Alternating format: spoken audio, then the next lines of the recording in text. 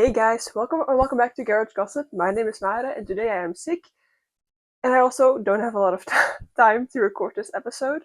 So yeah, if it may be a chaotic episode, I apologize for that. We will obviously talk all about Singapore, so let's get straight into it.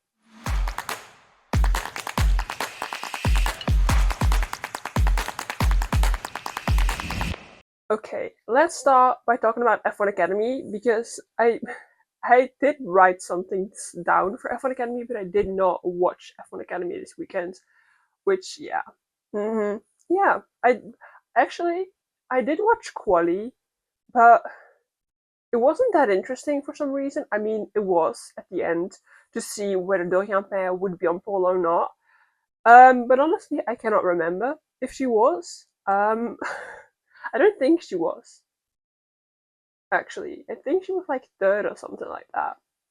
Anyway, I have something very happy, very positive written down, and that is the fact that Lia Block finally got her first win in F1 Academy. And if you don't know, I am a massive Lia Block girly. I love Lia. She's so fun. Like, I've loved her for her first season. Like, I really loved her then.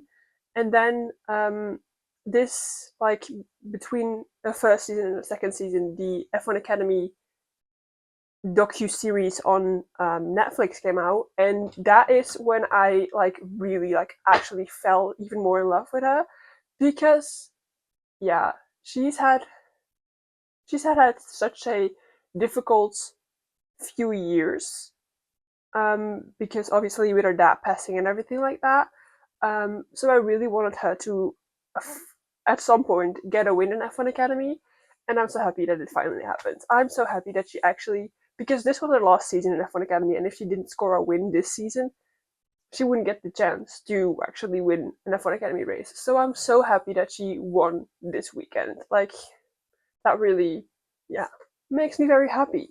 And then in race two, Maya Weug won, which is also very important because at the start of the weekend, Dorian Pair was leading the championship with, I think, 20 points ahead of Maya Weug. And if she scored 20 more points, she would have a lead, like a gap of 40 points in total. Then she would win the championship. But obviously, she didn't. Dorian Pair didn't win the race. I don't know where she finished, actually. I don't think she was on the podium race one. She might have been on the podium race two. But the fact that Maya Weug won, and Maya was also on the podium for race one, the championship is very much alive, which means that it will be taken all the way to Las Vegas, because this was their second to last race.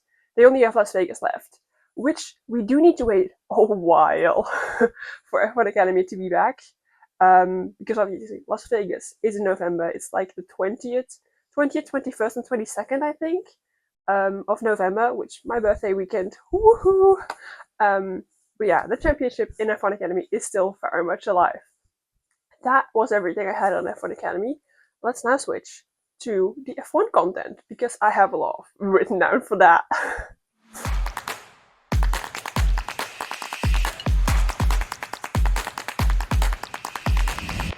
Okay, so let's start by talking about quali, because I did not watch free practice. I don't know what it is. I actually never really watched free practice, because definitely in Singapore, like FP1 is not that. It doesn't tell you a lot. FP2, it does tell you a little bit, but not crazy a lot. And then FP3, that, yeah, okay, maybe a little, but like, I never really watched free practice, so yeah. Quali. Also, I am gonna skip Q1, I'm gonna skip Q2, and we are going to go straight to Q3.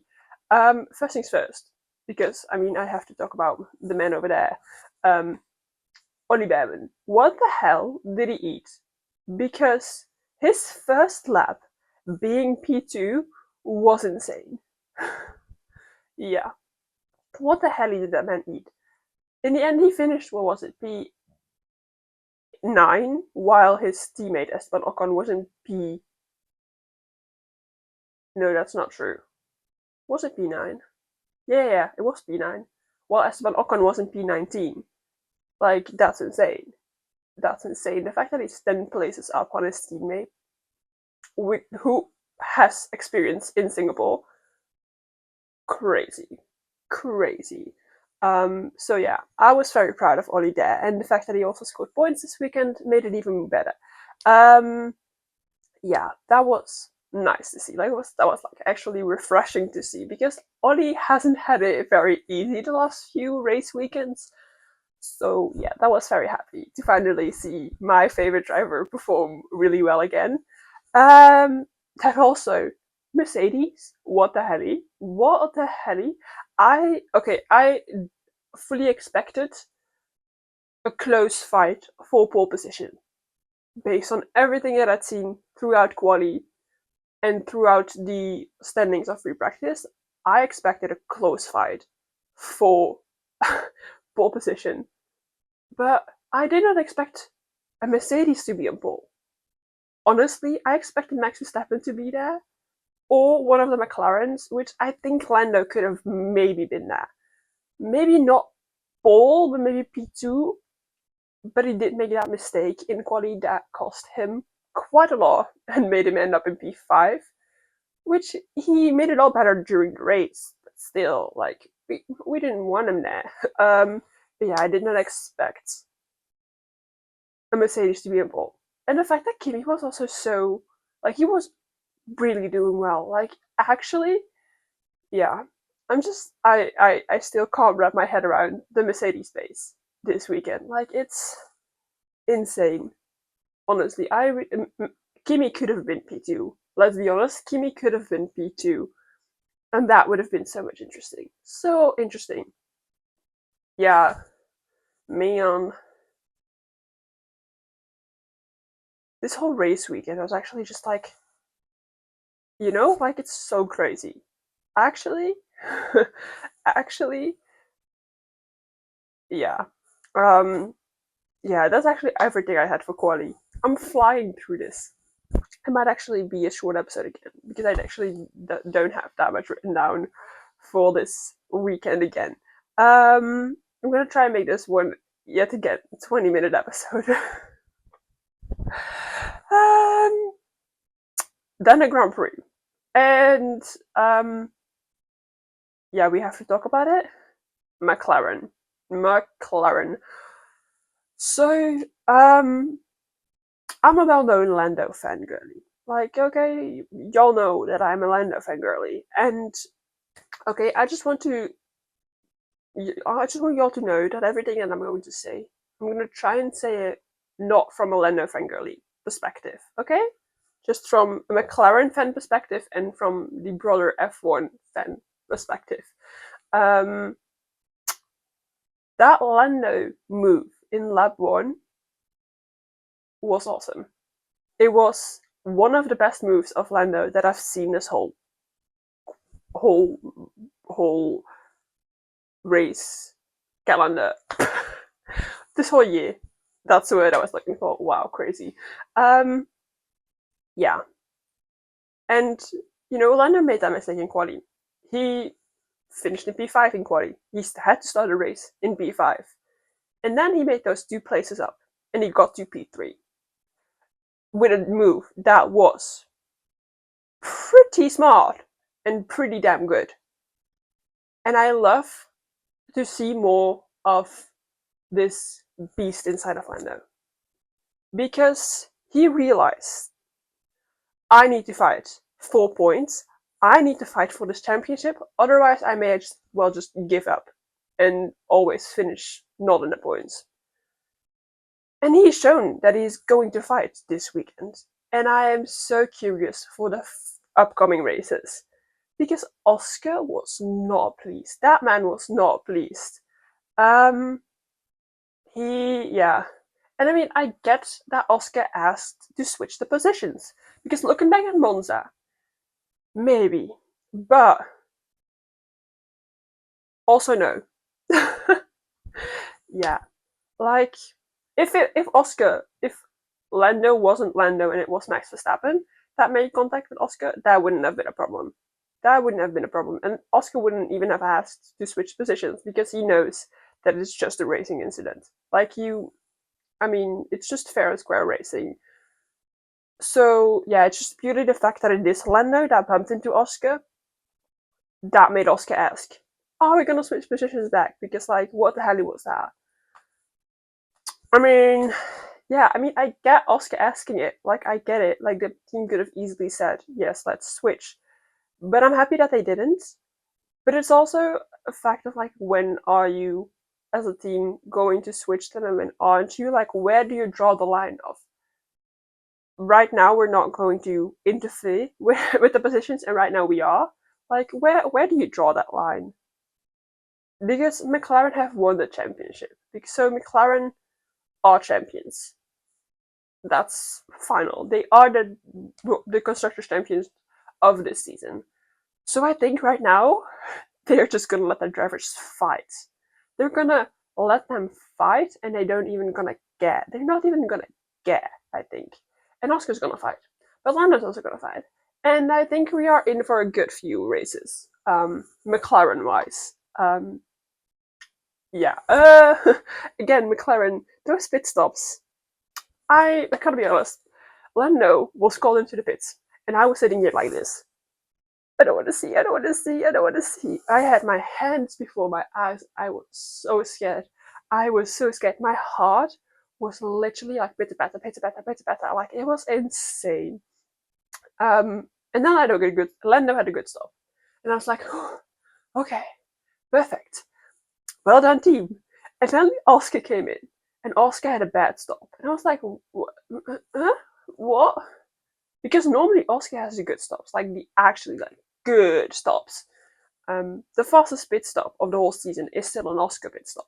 It's 1.94, I think, seconds, which is insane. That's insane quick. Not the quickest that we've ever had. That was last season, but still, it's insane quick.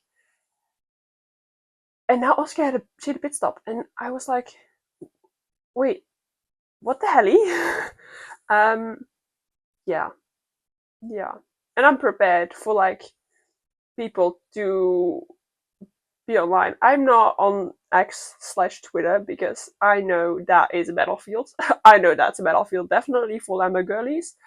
But I know for sure that there's people on there that are saying that Oscar doesn't deserve a team and stuff like that. And I've also seen people saying that if McLaren keep treating Oscar the way they treated him this weekend, he will leave the team.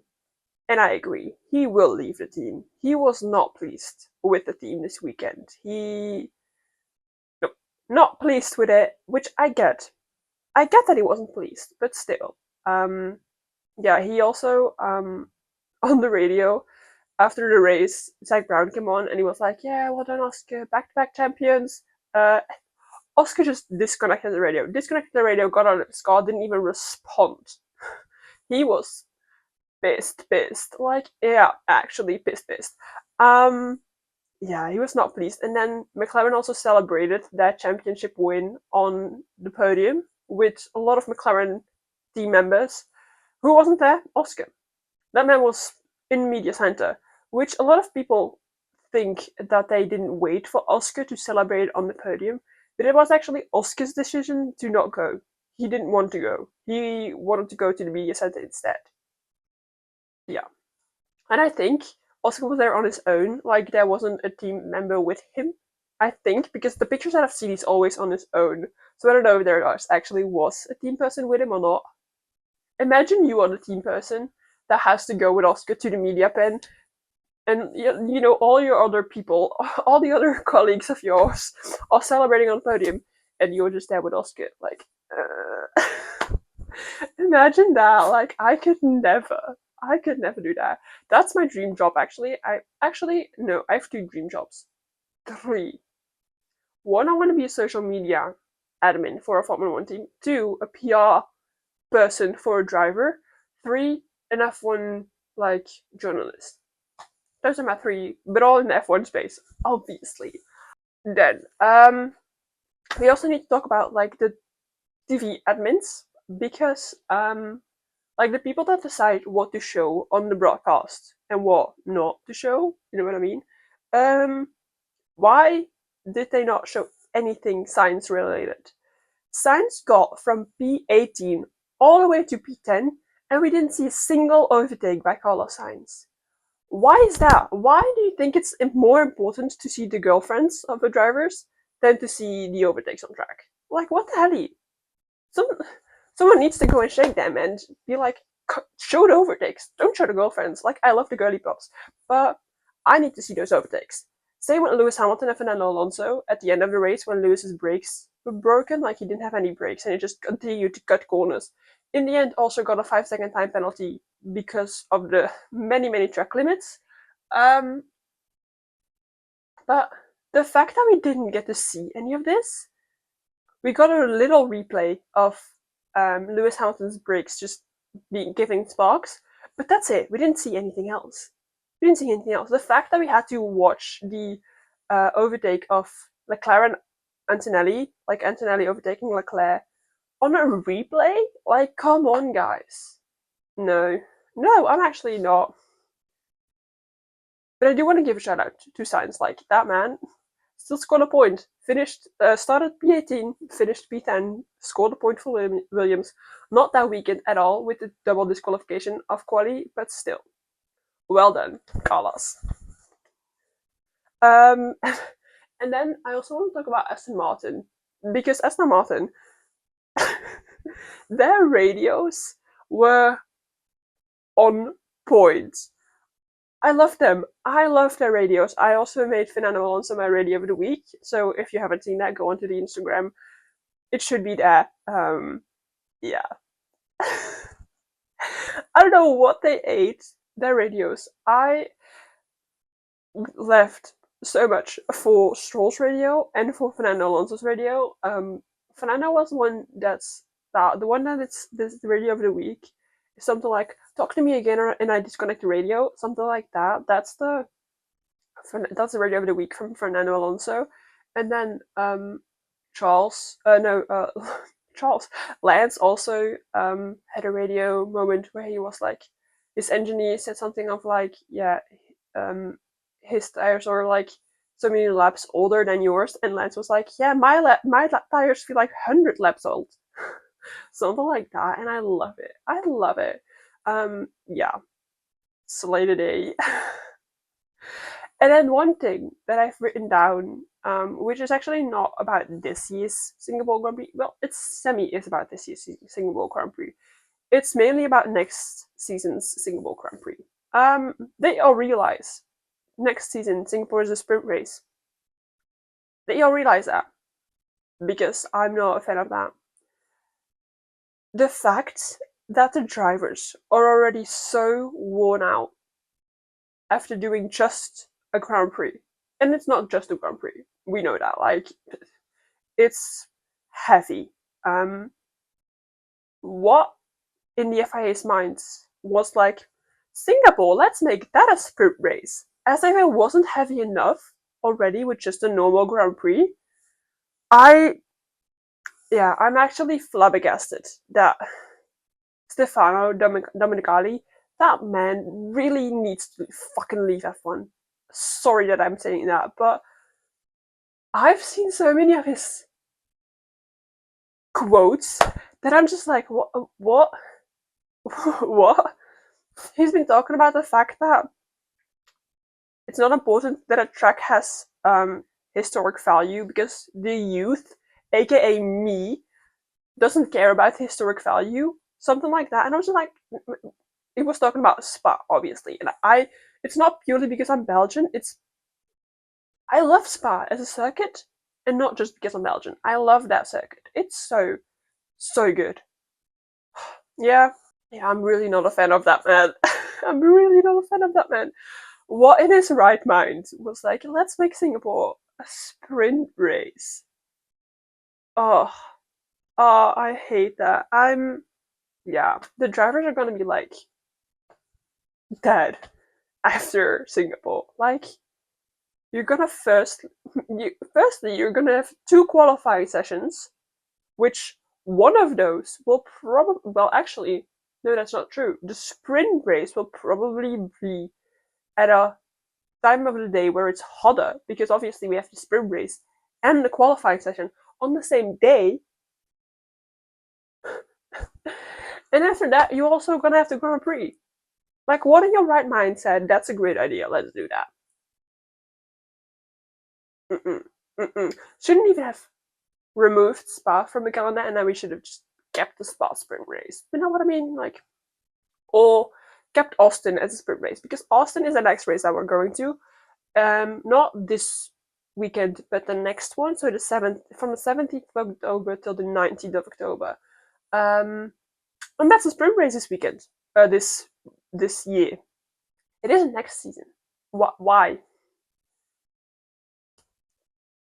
You tell me, Stefano. You tell me, sir. Yeah, I mean, I don't get it. I really don't get it. But that is, if I'm correct, yeah, that's actually literally everything I've written down. So another shorter episode, which I know next week's episode will also be a shorter one, because it's not a race weekend, and I don't know if we're gonna have a lot of things happen. Maybe Mercedes finally give George a contract after this weekend, because he should. They should give George a contract, and George should ask more price-wise, because he had an amazing weekend.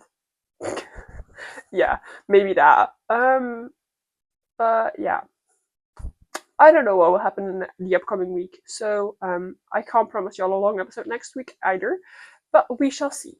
Thanks for watching. Thanks for listening. Don't forget to like, subscribe, everything that y'all know how to do. You on YouTube, you will see me again next week, and you on Spotify, Apple Music, wherever you are listening to this right now, you will hear me again next week. Bye!